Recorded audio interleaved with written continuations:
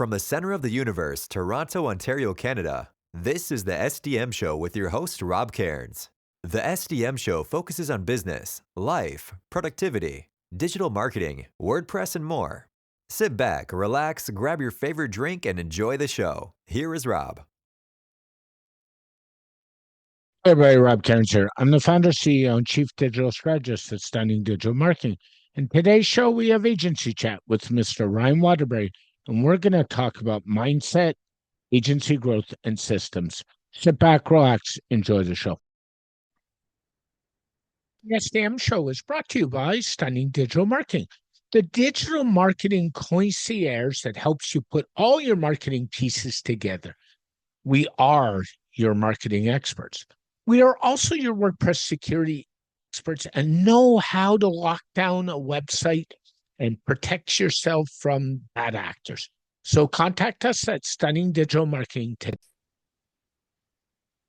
Hey everybody, Rob Cairns here, and today I have my guest, Mr. Ryan Waterbury. It's Agency Chat again. Hey Ryan, how you doing, man? I'm pretty good now that my mindset has turned a corner. Yeah. Well, so let's start there. Then we'll get into today's topic. And I think this is relevant to today's topic. Isn't mindset everything when you're a business owner? Absolutely. And we've talked about how customers that are a pain in the butt can ruin your mindset for a day, and that Yep. affects everything else. Yep. And we've talked about mental health and taking breaks and doing the good things to be refreshed. Mm-hmm. But one of the things that I didn't want to go down the road again is I got out of executive management in print and marketing agencies to do my own thing. I got kind of tired of being a cog in the wheel and managing employees as Yep. the sole thing that I did. As you climb the corporate ladder, you do less of the work, and for me, that was less satisfaction. And fast forward to 2019 when I was growing my agency, had about 5 people working for me on contract. And that was great. That's just about the right amount of people. And I had a good work mix. So we all know what happened in 20. I closed my contractors off because restaurants weren't open and we weren't doing the work that we were. Mm-hmm. After a few years of solo, it's time to grow again. And I didn't want to grow that the way that I was before. I wanted to kind of future-proof it. Yep. But Yep. it's been difficult. And one of the most difficult things is hiring someone to do what you're good at already and letting go. I was just going to go there. You beat me to the exact words, letting go. Uh, Because the problem is you and I are both very good at certain skill sets. And when we see other people doing the work that you and I can do in half the time and see stuff that others don't see, we have a really tough time of letting go. exactly. And what I realized when I started making these partnerships was that I needed to get back into that good mindset that I was at, almost 20 years ago when I had a great Yep. technical team and the team learned from me and I was coaching. And if they weren't Yep. doing something the right way, I said, you got to run this routine this way. Here's how the code should work. And here's why that we do these things the way.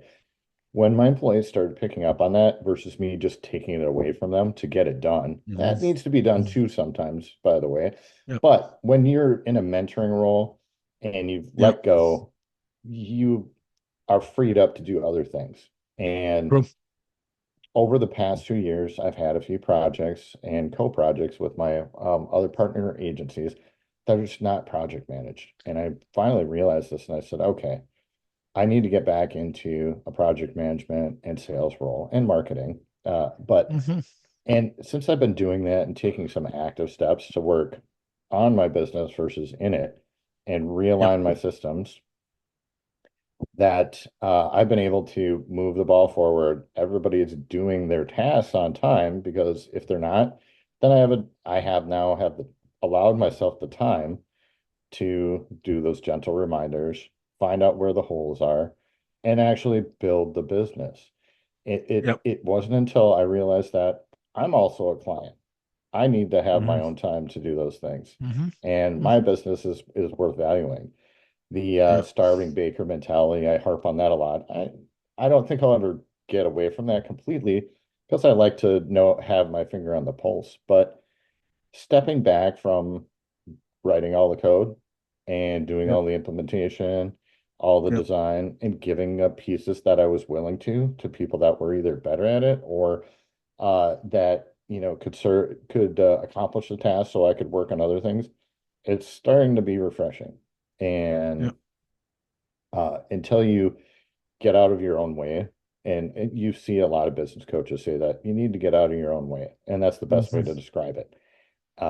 If you don't do that, you're not going to grow. Yeah. Some So I'll say people one. are, I'll tell you one of the biggest problems is on versus in. And I see this a lot with entrepreneurs. Oh, we're busy this month. We don't have to do anything in the business because we got more work. Oh, we're busy this month. And I always say, when you're busy, it's the best time to work in the business. Sorry, let me rephrase that. um, It's the best time to work on the business because it's going to dry up. So let's take retail. We're recording this at the end of September. We know we're going into retail madness, right? There's Halloween, there's Thanksgiving, both in Canada and the US, there's Black Friday, there's Cyber Monday, there's Christmas. It's all coming. And the thing is, all these retail businesses are saying we don't need to do anything. Yes, you do, because what's going to happen in January when nobody's got any money? What's going to happen in January when you're an alcohol company and all these people subscribe to dry Januaries, right? You get where I'm mhm, going. And what's going to happen when all this happens? So you see what I'm getting at? Like, mhm, honest to God. And this is the problem. I used to have a real estate client, no longer a client anymore for a number of reasons. And this happened like years ago. No, we're too busy. We got clients on the go. And I said, what do you do when you don't have any listings? Oh, we'll figure that out then. Wrong. We're on the business every week on a schedule, and then your business will grow. exactly. And one of the other things that, we talked about in our last chat Yep. was support and, using an Mm-hmm. appropriate system. Mm-hmm. The same thing applies here. And I can't talk about this enough. Find a system, build your Yep. contracts, and honor them and stick to them. Do you think that, and I always talk about Comcast, they're the worst with their contracts. If it's in your contract, work with what your terms are. And that was one of Yep. the other things that I had done earlier this year. I had realized that we were doing things out of scope and, Yep. realigning our contracts. And I took the time to work on the business and said, this isn't working. I'm stressed out and my clients are starting to not get the results that I know they should be getting.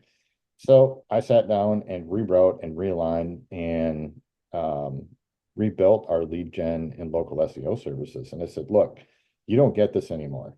And prices are going up. And here's the updated contract. And I can get you better results. And as an example, I always use used to always use my business as the guinea pig.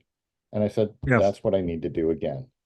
So I started updating my Google business profile and Yep. fixing Yep. some things. I ran an audit and I said, I got to do the things Mm-hmm. for my business to keep the ball rolling forward that I do for Yep. clients every month.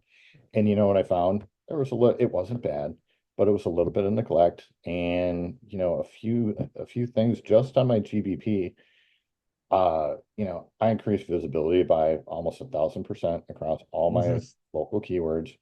And it turned around. I had an inquiry within the first week of increased traffic for one of the exact services that I wanted to rank for. And now it turned into a $10,000 sale. I Yep. should have a Yep. contract signed by the end of the week if things go well. And it's things like that that made me realize, especially when we were coming up with agency chat and talking, that because I took the time to work on my business and not in it and work on client things. I took the extra time and I said, you know what? I'm going to take my admin time that I never use for myself and do these things. And Yeah. it's turned around and produced results. And now I have a case study that I can share with clients. Yeah. So one of the things I wanted to dive into, and I don't want to turn this episode into a time management episode, because Mhm. I'm planning on doing a full scale time management episode down the road. So, but that aside, we have to dive into that. And part of the problem is people don't schedule time to work on their business.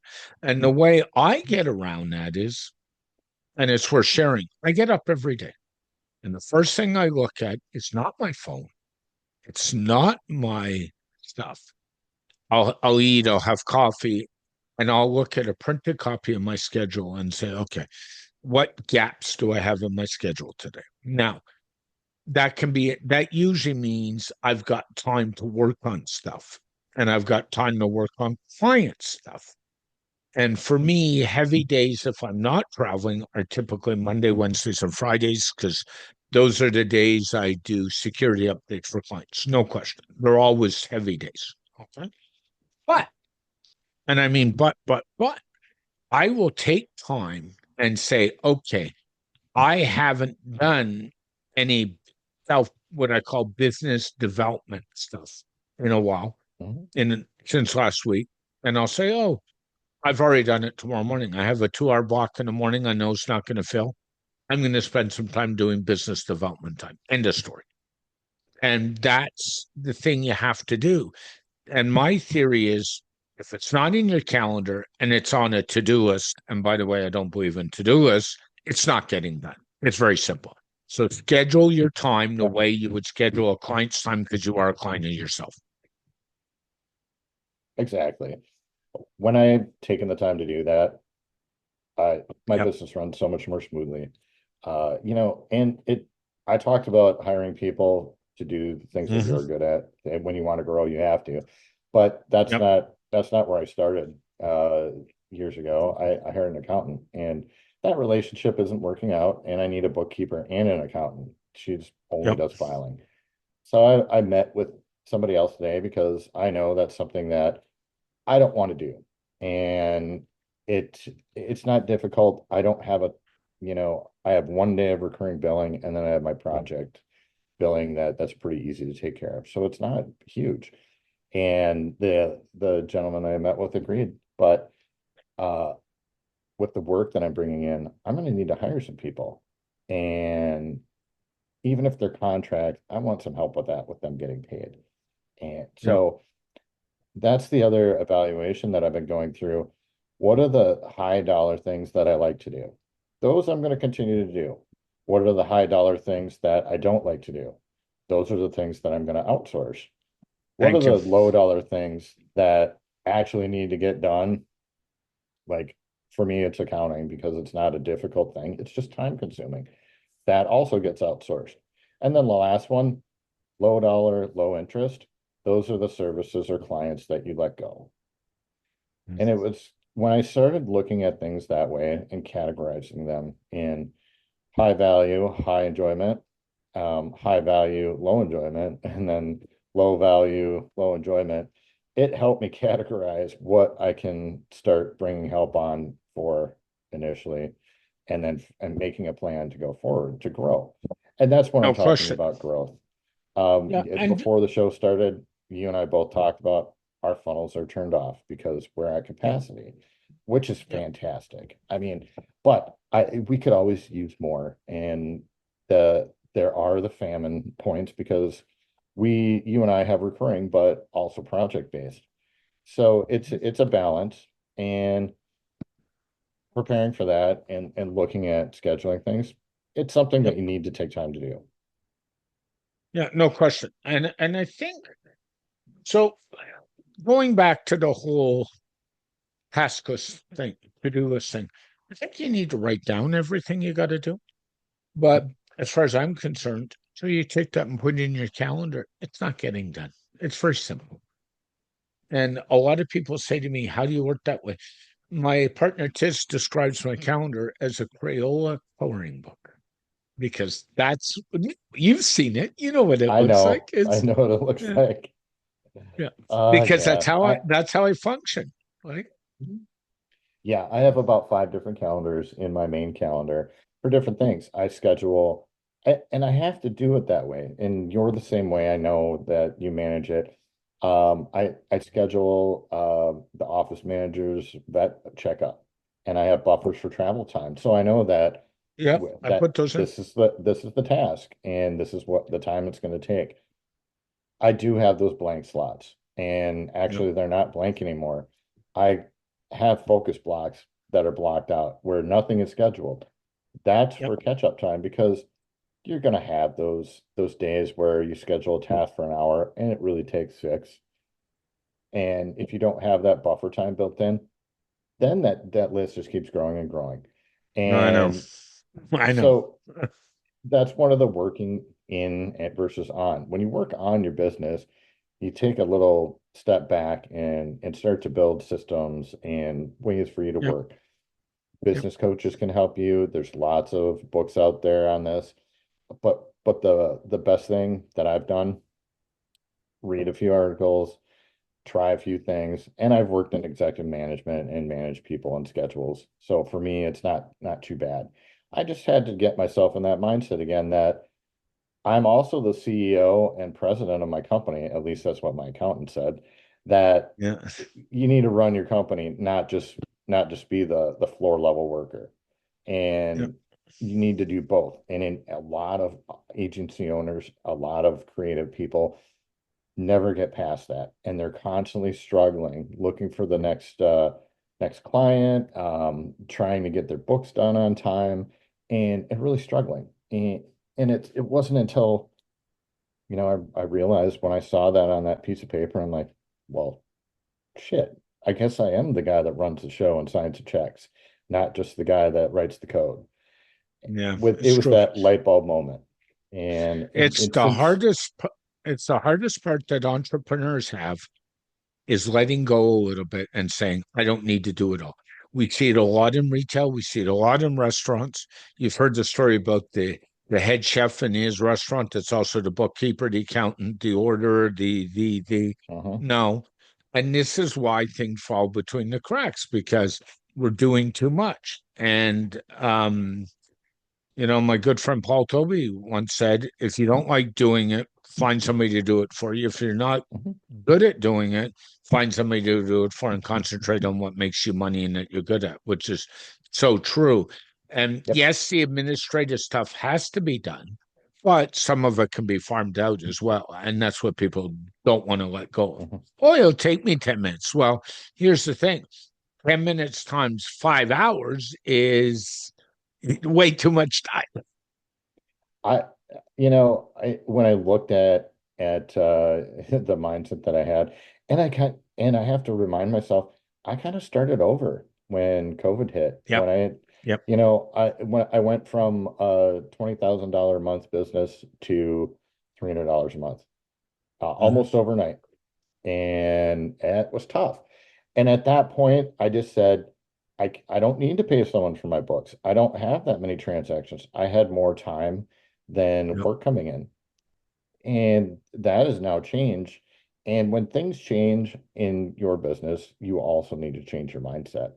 And if you don't, then you're going to be stuck at that level until you make that realization. And some people never get past that.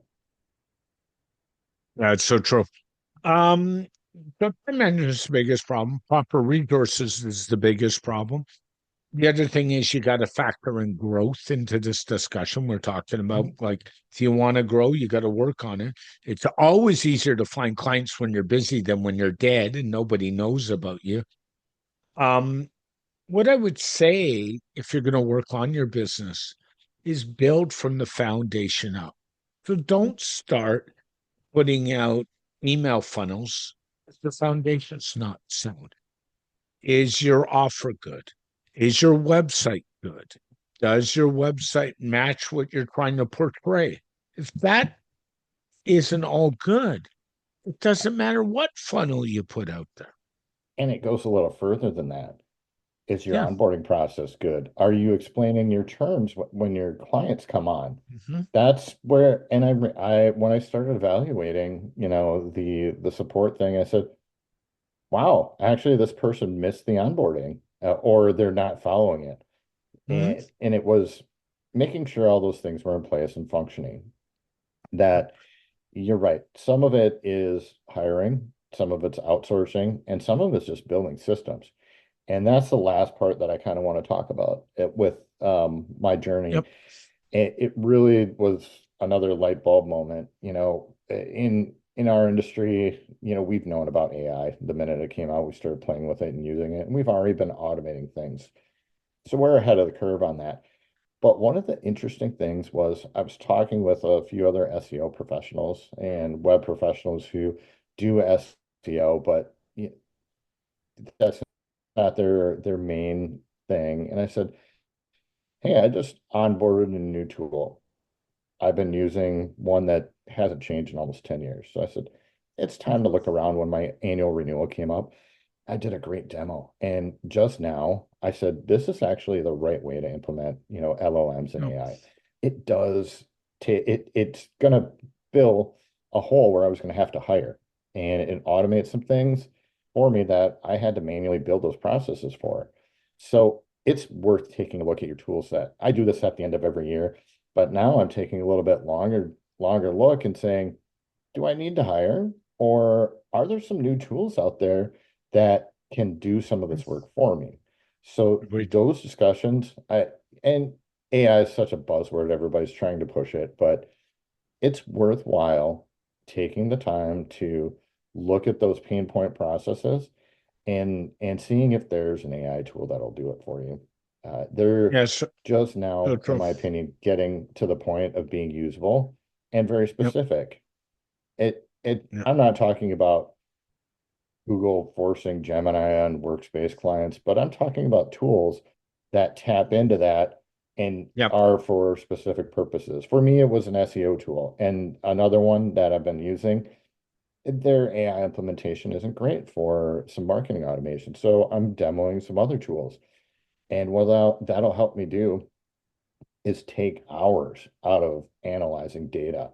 Yep. And Yep. if I can save even 1 hour a week and not have to hire an employee, you start having to do cost benefit analysis. But so figure out, you have to work on your business to figure out what those pain points are, because a lot of people don't know what those pain points are. They just kind of slog through the day and through the stuff and get through it, but you're not very happy about doing it. Yeah, it's true. It's so true. Any other quick tips? I just those were the biggest ones. Is I think it's time now to go out and look and see if there's some AI tools that can really help you. Yep. It's not I just would a agree. buzzword. The MCP servers, the modal context protocol, that allow you to pull and push data in to your applications that you've known for years that are actually doing things, those are being rebuilt from the ground up to take advantage Yep. of that. And it's not, here's your list of prompts. It's all doing it in the background efficiently and appropriately.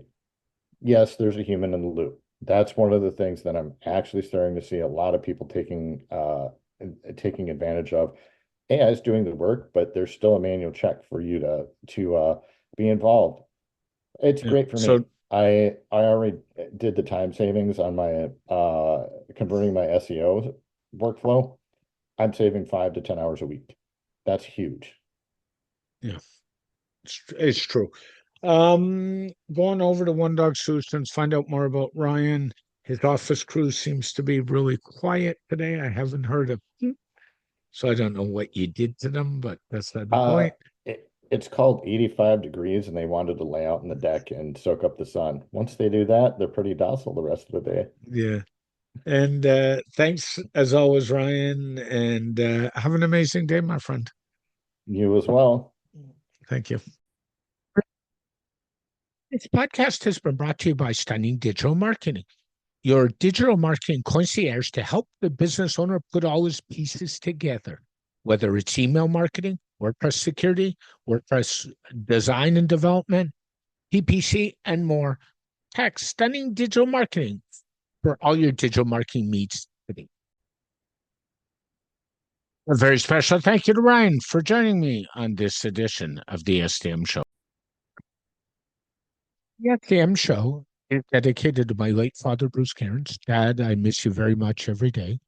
My mother, Ann Cairns, who's still doing really well and is an inspiration. And of course, Tiz Maroney. And Tiz, I know I've said it, but thank you so much for all the inspiration you give me every day.